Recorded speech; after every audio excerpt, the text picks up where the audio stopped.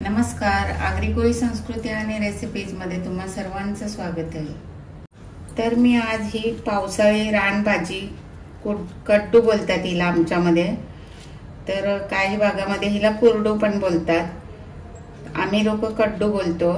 तर ही भाजी पावसाळ्यात उगवते म्हणून ती खायचीच असते आणि ती औषधी भाजी असते आणि ही भाजी खूपच थंड असते म्हणून सर्दी वगैरे असेल त्यांनी कमीच खायची असते। तर ह्या भाजीचे खूप औषधी उपयोग आहेत। मूतखड्यासाठी वगैरे ही भाजी खूपच चांगली असते खायला।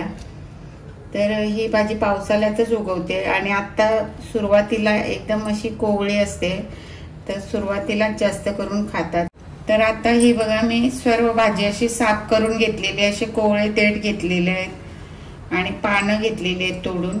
तर आता मी 2-3 पाण्यामध्ये स्वच्छ धुवून पूर्ण अशी चांगली कापून घेणार आहे, बारीक करून घेणार आहे आणि मग साहित्य तुम्हाला नंतर दाखवते। भाजी कापून घेते मी।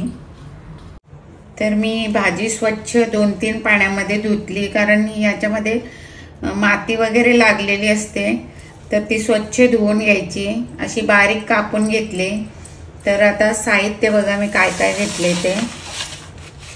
एक कांदा घेतलाय मी बारीक कापून, थोडीशी कोथिंबीर, कढीपत्ता, 2 मिरच्या घेतल्यात। मिरच्या तुम्ही आवडीप्रमाणे घ्या तुमच्या, आणि 7 ते 8 लसणाच्या पाकळ्या घेतल्यात आणि थोडासा पाव इंच मी अद्रकचा तुकडा घेतलाय आणि ओलं खोबरं घेतलंय मी मिक्सरमध्ये पिसून। तर आता आपण भाजीला फोडणी देऊया। आता तेल गरम झालेलं आहे, मी त्याच्यामध्ये थोडीशी मोहरी टाकते। मोहरी फुलली, तडतडली की आपण कांदा टाकायचा आहे। आता मी याच्यामध्ये कांदा, कोथिंबीर आणि कढीपत्ता आणि मिरची सुद्धा घालणार आहे।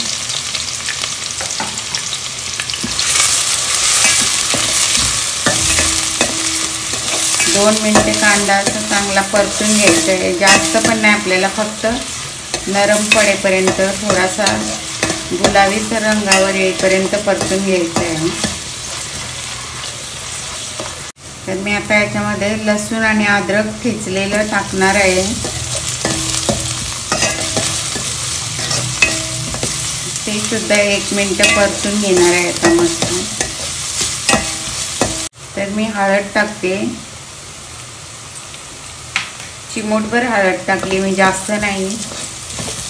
हळद नाही टाकली तरी चालते ह्या भाजीमध्ये।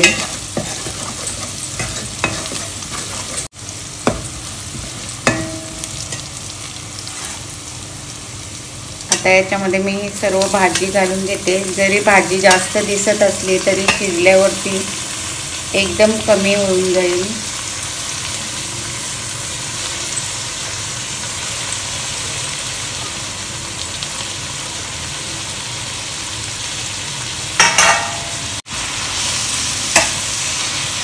आता ही पूर्ण मिक्स करून घ्यायची। हिला पाणी खूपच सुटतं।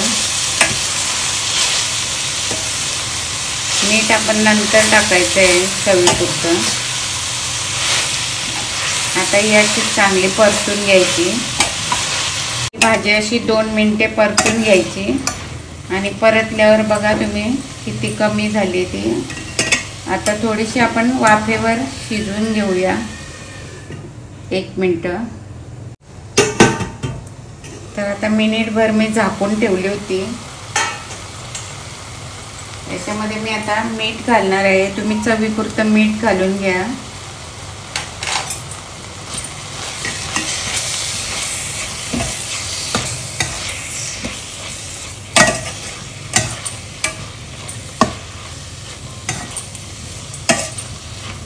चांगली परतून घ्यायची। आता परत वाफेवर थोडीशी आपल्याला शिजवून घ्यायची आहे।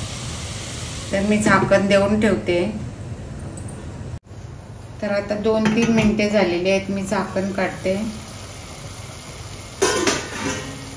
तर बघू शकता तुम्ही, मीठ टाकल्यापासून भाजीला किती पाणी सुटलेलं आहे। या भाजीला जास्त पाणी सुटतं, पण आता मी खोबरं टाकत आहे त्याच्यामध्ये आणि सर्व पाणी आपण आटवून घ्यायचं आहे. त्याच्यामधलं 2 चमचे मी खोबरं टाकले. खोबरं पण नाही टाकलं तरी चालेल, अशी पण छान लागते ती भाजी, पण आमच्यात खोबरं टाकतातच.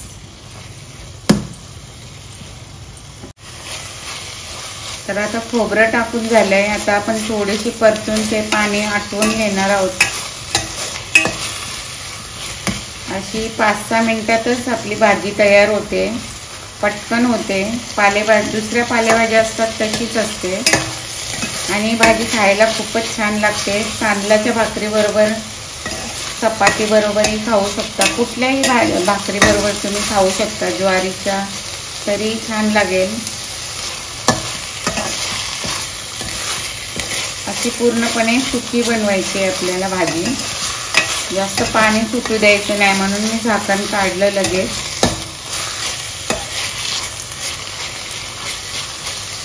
तर या भाजीमध्ये शेंगदाणे वगैरे टाकायचे नाही, फक्त खोबरं किंवा नाही टाकले काहीच तरी चालेल. शेंगदाणे चांगले लागत नाही याच्यामध्ये. तर आता मी गॅस बंद करीत आहे. भाजी तयार आहे.